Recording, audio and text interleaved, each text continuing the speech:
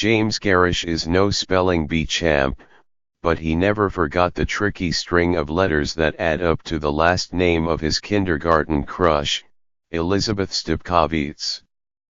He also never forgot the girl behind the name. Which is why he typed it into his laptop one lonely night in 2010 while serving in the army in Iraq. I was just sitting there in my bunk, and I started wondering how life had turned out for her, said Mr. Garish, 34. McKeesport, PA, the working-class city where he and Ms. Stipkovitz grew up, wasn't always reminiscent of picnics and parades for Mr. Garish. He dropped out of school at 14 and spent more than half a decade in dead-end jobs before enlisting in the army in 2008. Still, he wasn't immune to homesickness. So upon finding Ms. Stipkovitz's profile on Facebook, he sent a friend request. Ms. Stipkovitz, half a world away raising her 6-year-old daughter, Melina, had no idea who he was.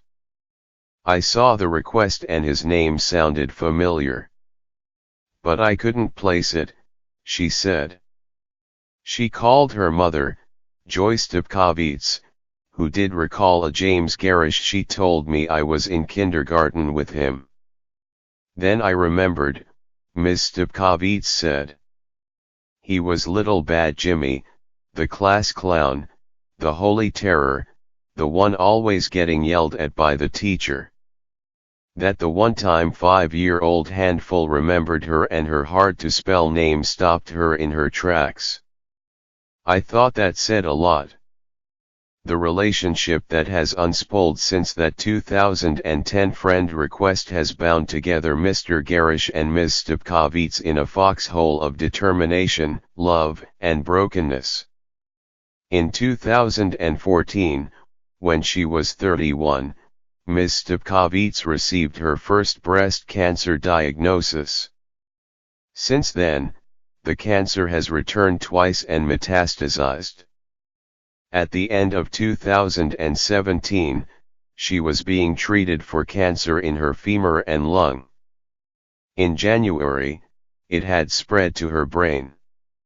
Little bad Jimmy, now a supervisor at a McKeesport Rite Aid, has never left her side. We tell people I was his rock when he was in Iraq, and he's been my rock through the crazy roller coaster ride of the last 4 years, said Ms. Stipkovitz, 34. Chemo has taken a lot of my memory. But he always reminds me he's been in love with me since kindergarten.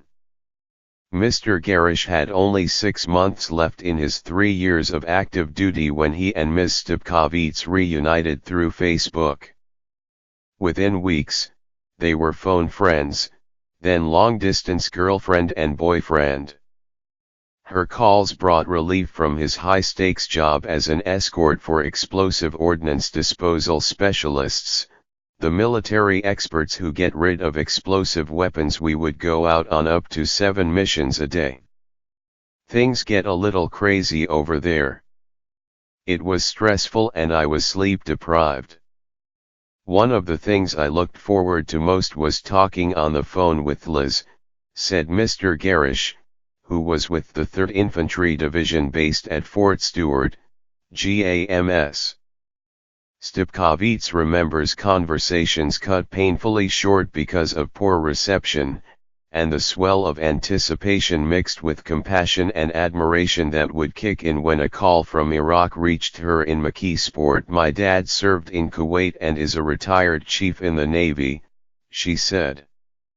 I knew how Jim felt being away from his friends and family, and that sometimes you just really need someone to vent to. She was delighted to be his someone. When Mr. Garish impulsively bought a plane ticket home for Christmas in 2010, she was even more delighted by the surprise of him on her front porch. It was dark out and he pulled me close, and it felt good, Ms. Stipkovitz said. We hadn't seen each other in a lot of years. Mr. Garish and Ms. Stupkovits had attended the same schools until 8th grade, shortly before he dropped out. But beyond kindergarten, their classes and social circles never overlapped. "We didn't miss a beat," she said. She hadn't expected such a smooth in-person reunion. Not because she didn't expect the former unruly schoolboy to be so thoroughly rehabilitated, but because she wasn't sure how her life as a single mother would look to Mr. Garish from up close. Ms. Stupkovits has never been married and had Melina at 19. By the following summer, when Mr. Garish completed his service and moved back to McKeesport, he was weaving Melina into his life, and vice versa. Just as she didn't expect Mr. Garish to be sympathetic to her single-parent status, she didn't expect her daughter to fall for the soft-spoken stranger soldier whose personality had done a U-turn in the 22 years that had passed since kindergarten. But her daughter did. Mr. Garish spent most of that summer at Ms. Stupkovits's house, coloring and playing games with Melina while Ms. Stupkovits, then still healthy, worked 9 to 5 as a medical receptionist. Reintegration to civilian life, Mr. Garish was finding, was a process. It was taking a while. "One of the things I noticed was, I was really tense," he said.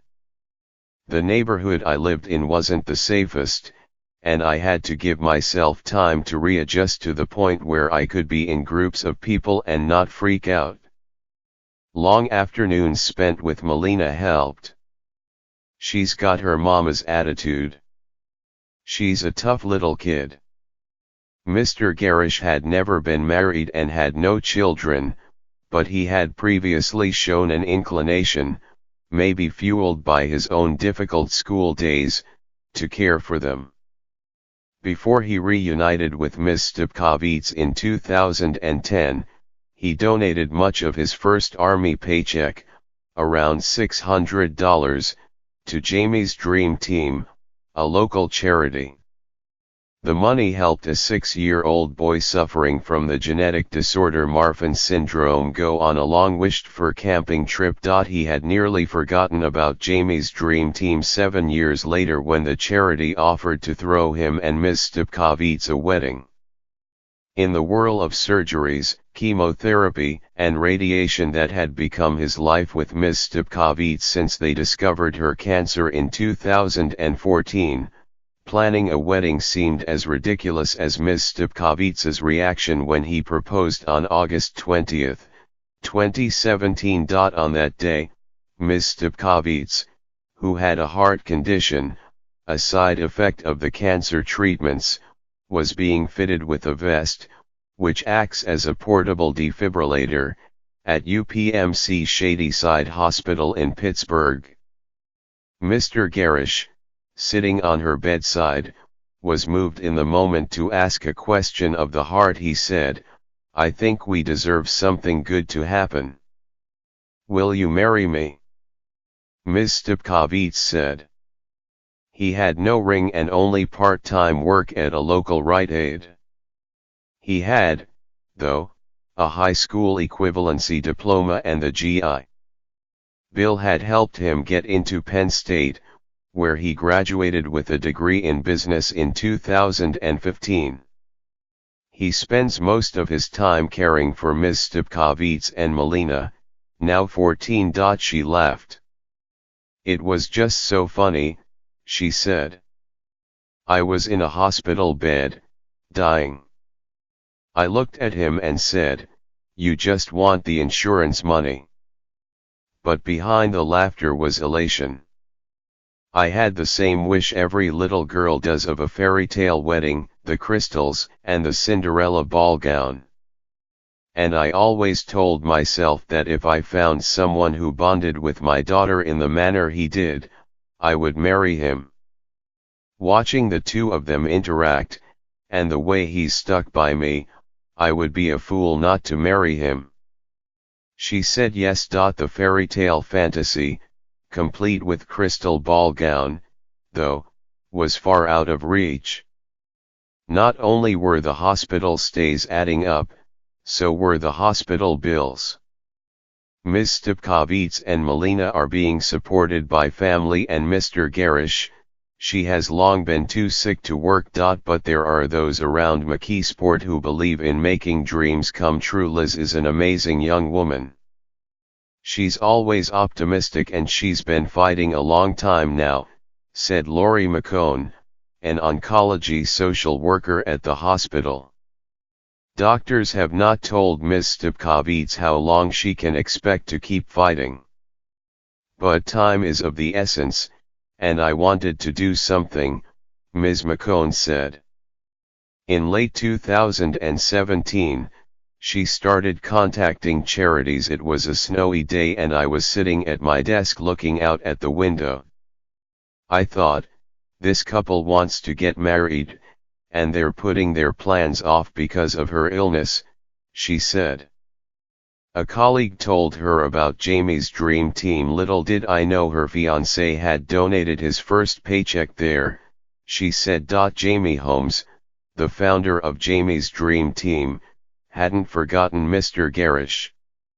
I was like, absolutely, we're going to put on a wedding for them, she said. On February 17, only 2 months after Jamie's dream team rallied more than a dozen Pittsburgh area vendors to supply things like flowers, a wedding cake and a photo booth, Mr. Garish and Ms. Stepkovits were married before 200 guests at Old Stone Church in Monroeville, PAMS.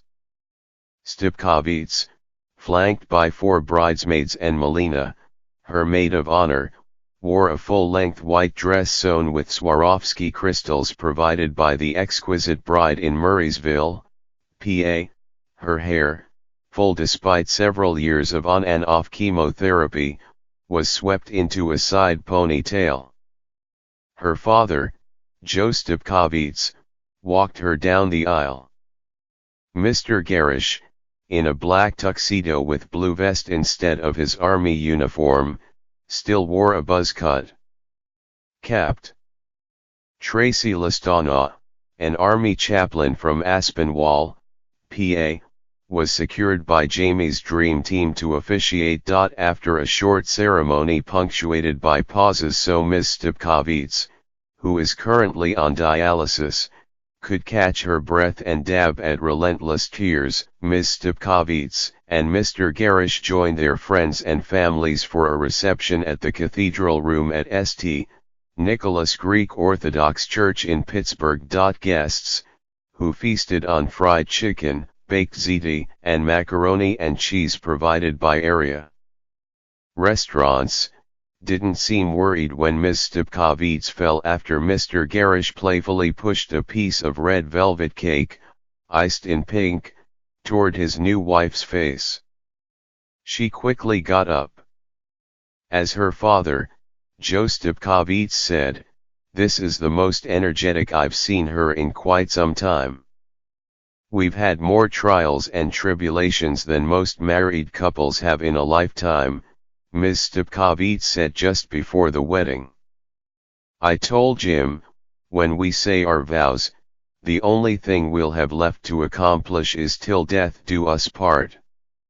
Her daughter, Melina, who has been present for all the worries, described her new stepfather succinctly, "He makes her happy and he's a good dude." A DJ provided by Jamie's dream team played "Because You Loved Me" by Celine Dion for the first dance. A particular lyric, "You were my strength when I was weak / you were my voice when I couldn't speak," had several onlookers in tears while Ms. Stepkovits and Mr. Garish held each other.